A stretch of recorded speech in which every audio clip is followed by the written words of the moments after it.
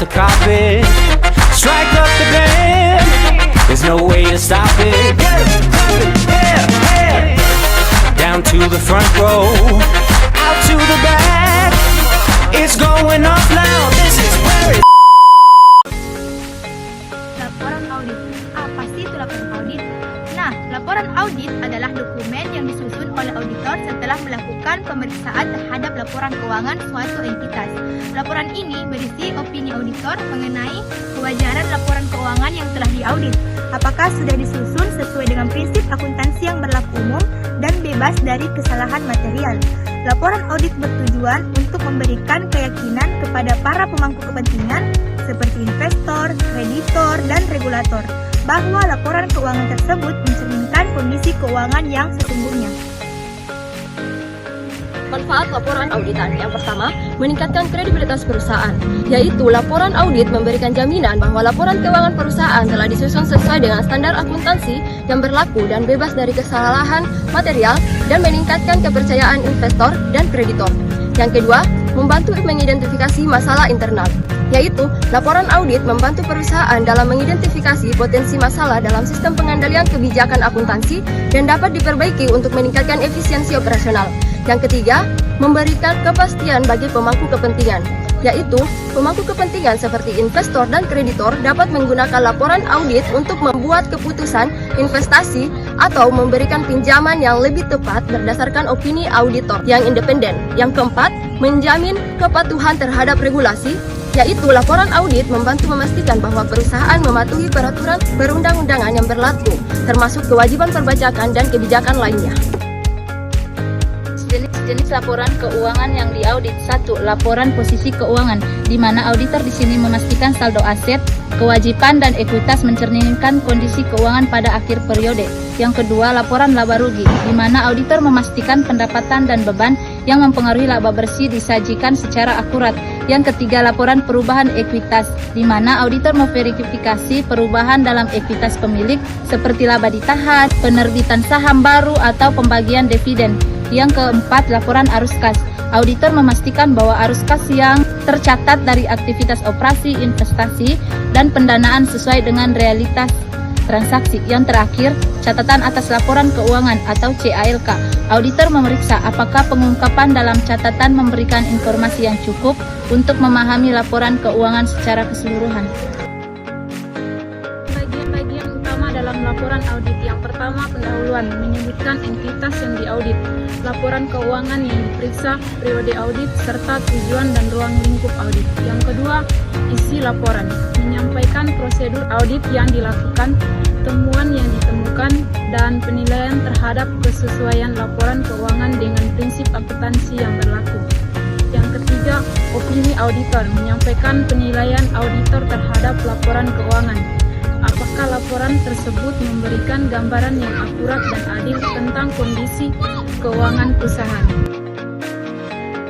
Prosedur auditing yaitu yang pertama, perencanaan audit, yaitu dengan menyusun rencana dengan memahami entitas yang diaudit, menilai risiko, menentukan tujuan audit, dan merencanakan prosedur yang akan dilakukan. Yang kedua yaitu dengan pemahaman pengendalian internal, dengan menilai dan memahami sistem pengendalian internal perusahaan untuk mengetahui apakah sistem tersebut efektif dalam mencegah kesalahan atau kecurangan. Yang ketiga, pengujian substantif, yaitu dengan melakukan pemeriksaan lebih mendalam terhadap transaksi dan saldo laporan keuangan melalui prosedur seperti tes detail dan prosedur analitis untuk mendeteksi kesalahan material. Yang keempat yaitu dengan melakukan pengujian asersi, yaitu dengan menguji klaim yang dibuat manajemen dalam laporan keuangan seperti keberadaan aset, kewajiban, dan akurasi data. Yang kelima yaitu evaluasi bukti audit, dengan mengumpulkan dan mengevaluasi bukti audit yang cukup dan relevan untuk menentukan apakah laporan keuangan sudah wajar atau tidak. Yang keenam, penentuan opini audit, yaitu dengan berdasarkan bukti yang terkumpul, auditor memberikan opini seperti wajar tanpa pengecualian, wajar dengan pengecualian, tidak wajar, atau tidak memberikan pendapat.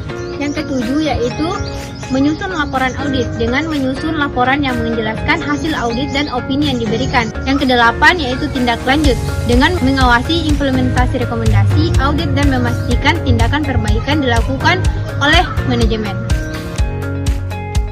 Jenis opini auditor terbagi menjadi 4. Yang pertama, wajar tanpa pengecualian.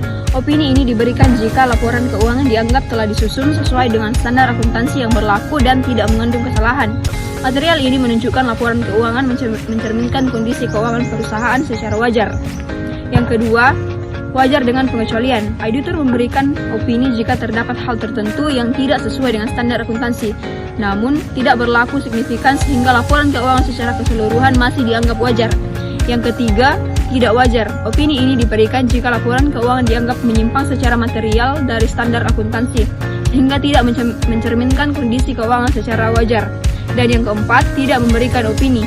Auditor memberikan opini jika tidak bisa memperoleh bukti yang cukup untuk mendukung kesimpulan atau jika ada pembatasan ruang lingkup audit yang signifikan, sehingga auditor tidak dapat memberikan pendapat mengenai kewajaran laporan keuangan. Analisis internal dan eksternal atas elemen laporan keuangan dalam CALK. 1. Pengujian kas dan bank. Kas internal atau buku besar kas. Auditor memeriksa saldo kas yang tercatat dalam buku besar. Pastikan bahwa semua transaksi dicatat dengan benar dan sesuai bukti yang sah. Kas eksternal. Kas tunai yaitu auditor menghitung fisik uang tunai yang ada di ran kas dan membandingkannya dengan saldo kas yang tercatat. 2. Pengujian piutang dalam audit. Piutang internal yaitu auditor memeriksa buku piutang perusahaan untuk memastikan bahwa semua transaksi piutang dicatat dengan benar, didukung bukti sah seperti faktur dan sesuai dengan kebijakan akuntansi perusahaan. Piutang eksternal yaitu auditor mengirimkan surat konfirmasi kepada pelanggan atau pihak ketiga untuk memastikan saldo piutang yang tercatat sesuai dengan catatan mereka guna mengkonfirmasikan kewajaran saldo piutang yang ada. Pengujian pendapatan secara internal yaitu memeriksa buku besar dan dokumen pendukung, yaitu seperti faktor dan kontrak. Kemudian faktor eksternalnya yaitu sertifikasi bukti pembayaran atau konfirmasi eksternal. Kemudian pengujian utang bank dalam audit secara internal yaitu memeriksa buku besar utang bank untuk memastikan saldo tercatat dengan benar. Secara eksternalnya yaitu melakukan pengujian asersi dengan memeriksa bukti eksternal seperti dokumen pinjaman atau laporan bank untuk memastikan kewajiban utang bank sesuai. Pengujian beban yang masih harus dibayar dalam audit. Secara internal memeriksa buku besar dan dokumen pendukung faktor kontrak untuk memastikan beban tercatat dengan benar. Secara eksternal mengonfirmasi dengan pemasok atau penyedia jasa untuk memastikan kewajiban yang tercatat sesuai. Pengujian modal saham. Secara internal memeriksa akta pembelian saham dan dokumen internal yang menunjukkan bukti penerimaan saham oleh pemegang saham. Secara eksternal memverifikasi bukti transfer atau bukti setoran yang menunjukkan pembayaran modal saham ke perusahaan. Perencanaan. Nah, perencanaan kami dimulai dengan menyepakati waktu bersama auditor, mengingat jadwalnya yang cukup padat. Kemudian kami juga berdiskusi dengan seluruh anggota kelompok untuk menyusun pertanyaan atau topik yang akan dibahas selama pertemuan, agar diskusi berjalan efektif dan fokus pada tujuan utama. Adapun tujuan dari wawancara ini adalah untuk memahami lebih dalam mengenai laporan audit, seperti manfaatnya, jenis-jenis laporan keuangan yang diaudit, prosedur audit yang dilakukan, opini audit, dan 3 bagian utama dalam laporan audit. Dengan begitu, kami dapat memperoleh wawasan yang lebih jelas dan mendalam mengenai audit laporan keuangan. Pelaksanaan wawancara. Pelaksanaan wawancara berlangsung di kafe yang telah disepakati bersama, yaitu Kafe Arma yang berlokasi di Jalan Andi Jema nomor 55 Bantak-Bantayeng, Kecamatan Tapukcini pada pukul 5 sore. Wawancara ini menciptakan suasana yang santai namun tetap fokus. Wawancara ini dihadiri oleh anggota kelompok kami beserta beberapa kelompok lain yang memiliki tujuan serupa. Sepanjang wawancara, kami menyimak dengan penuh perhatian setiap penjelasan yang disampaikan auditor mengenai berbagai aspek laporan audit, menjadikan diskusi ini interaktif, informatif, dan sangat bermanfaat.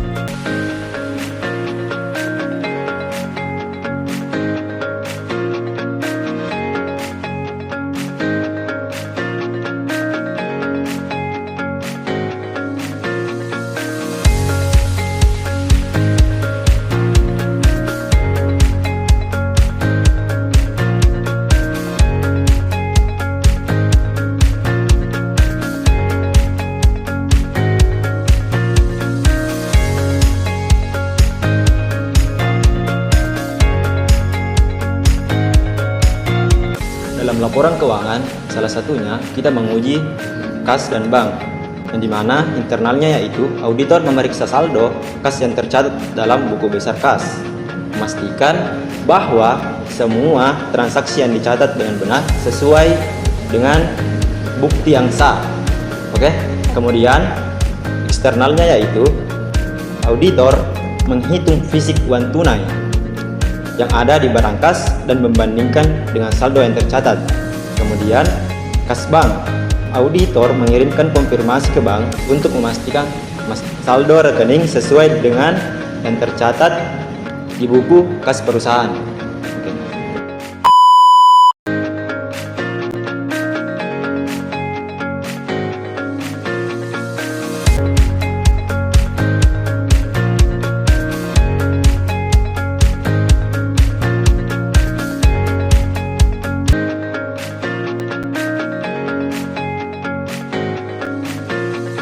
Jadi kesimpulan pada materi ini bahwa laporan audit memiliki peran yang sangat penting dalam memberikan penilaian yang independen terhadap kewajaran laporan keuangan sebuah entitas.